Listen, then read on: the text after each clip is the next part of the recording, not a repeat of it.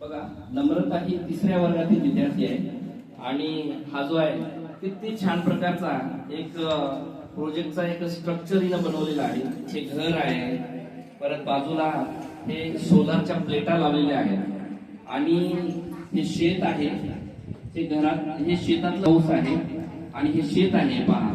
आणि शेताला हे जी विहीर आहे त्या विहिरीमध्ये मोटर आहे, त्याच्या बाजूची मोटर आहे. त्या विहिरीतून ते मोटर पाणी बाहेर काढते, त्या शेताला पाणी देते. आणि हे जे पाणी आहे तर याला काही करंटची किंवा विद्युतची गरज नाही, म्हणजे लाईट बिल येणार नाही शेतकऱ्याला.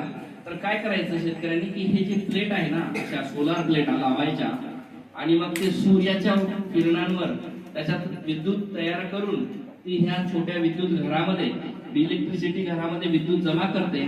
आणि ह्या मोटरला त्याचं कनेक्शन आहे, मोटर त्या विहिरीतून पाणी काढून त्याच्या शेताला देते. अशा प्रकारचा त्यांनी हा प्रोजेक्ट बनवलेला आहे. याच्यासाठी टाळ्या वाजवायच्या.